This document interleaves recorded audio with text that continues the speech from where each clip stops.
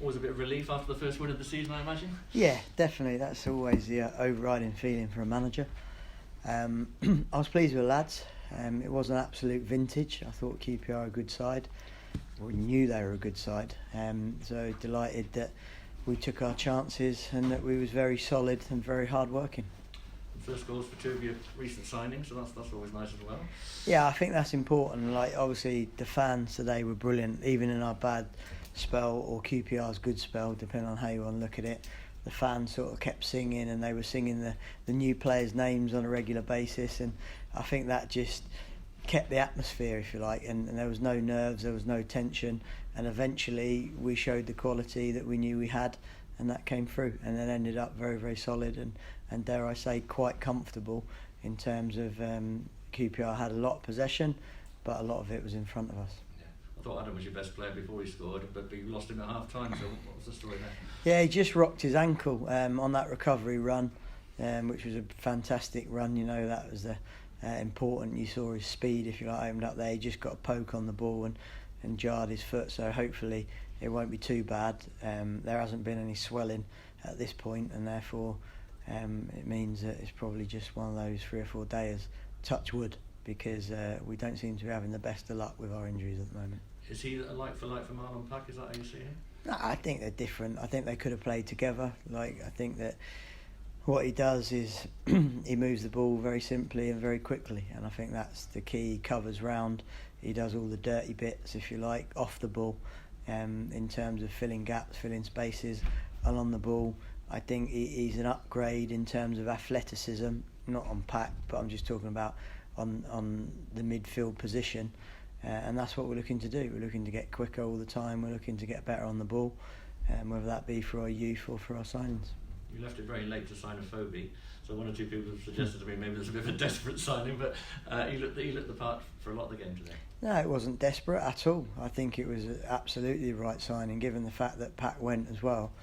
It was a better signing, if you like, than obviously was well publicised that we was in for Eddie Nketiah, because of the balance that it was going to give to the team. If you're going to play somebody like Masengo, and we will play him, as you see his quality today, then naturally you want somebody up there with a little bit of experience and knows the level. And not only does he know the level, he's got a physicality to him, and he can play with all of our players that can play up front.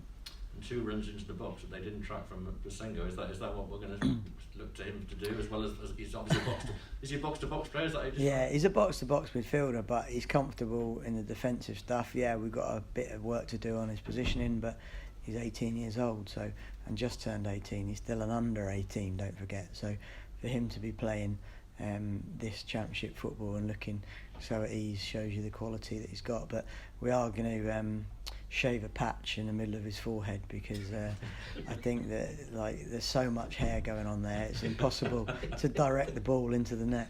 Yeah. Lee, I saw a lot of Afobe at Bournemouth, of course, and he's a good leader up front for you, isn't he? He worked hard up front. Yeah, he Someone did. to aim the ball to.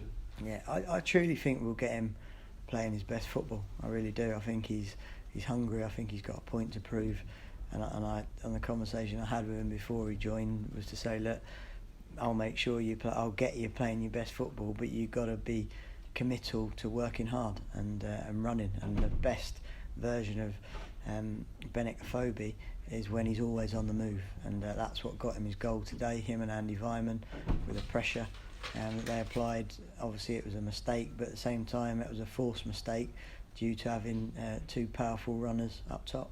You had to sort of up his confidence a little bit, because he had a bit of barren run at Stoke, or struggling for goals. Yeah, I think that Stokes comes with a lot of pressure, if you like, and it's not about that for me. It's about sometimes who you're playing with, the dynamics of the team. I like the 2 chances that he got last week against Birmingham, because those are the type chances that we haven't notoriously had, where a number 10 or Casey Palmer, whoever, plays that through ball. And I think that really shows where he is in terms of his quality with the timing of his runs. And I thought the anticipation was good as well from the front 2 today. About it wasn't an easy game for their defenders today, and I think that's what gives the midfield energy and gives them a bit of freedom to go and play their stuff. Lee, was Han a bit emotional at the end there? Someone was saying to me that maybe he was holding on to his shirt a little bit because it's his first home shirt, and it was yeah. It's quite interesting actually, because I think he's a real winner, and I'm sure he is emotional. It was like Pereira last week was in tears, like coming off the pitch as well at Birmingham, not because he was in pain, because he didn't want to come off the pitch, you know. And it's interesting. Like, I've got to work out what makes these players tick very, very quickly. And listen, there's loads for us to learn. That was an absolute perfect performance at all. But obviously we've got the time now, and I think the first win just eases the pressure in terms of the lads feeling that they're accepted by everybody, by their own team, and obviously the fans as well. So it's quickly gone and we move on to the next game, but it just feels nice given the fact that there's been so much upheaval, not necessarily all negative, mainly positive, but it's a big change. I didn't expect anywhere near the amount of changes that we would have had in a game like today. Was it 3 or 4 at the back? Because it looked at times maybe like Taylor Moore, who's had a good week obviously, was playing more towards the right back. Well, it was a 5 at the back.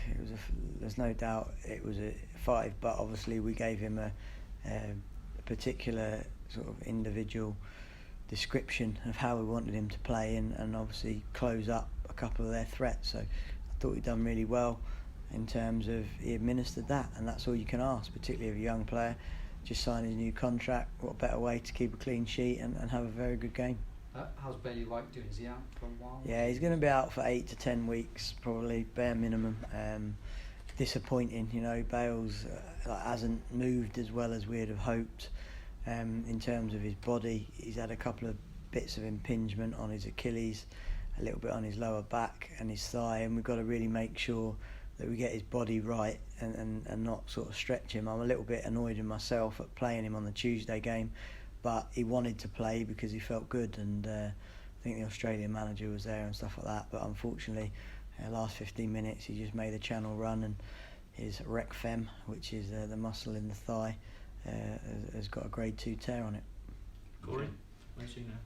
Corey's still a way off. He's just had an operation in a positive sense to take the plate out that was on the bottom of the foot, so we can't really listen. If we see Corey Smith before Christmas, I'll be absolutely delighted. And Matty Taylor, can I ask you one question about him? There's been conflicting sort of stories this week. Some saying Jamie McAllister, I think, came out and said we've got to get him going and we want him to stay, and then there's been other sort of stories suggesting he's not playing because there might be transfer activity. But set the record straight what it is. There has been a couple of offers for Matty from League One. Obviously the window's still open there. Really good sort of lines of communication with Matty. I'm more than happy for him to stay in, but he wants to play football, and if I can't guarantee him starts, which is what he wants, and we talked about the homegrown or the club developed player that you have to have. Obviously Lloyd's gone, Joe Bryan's gone, Bobby Reed's gone. The 2 sort of 3 main guys that are ready to actually infiltrate the first team are all forwards.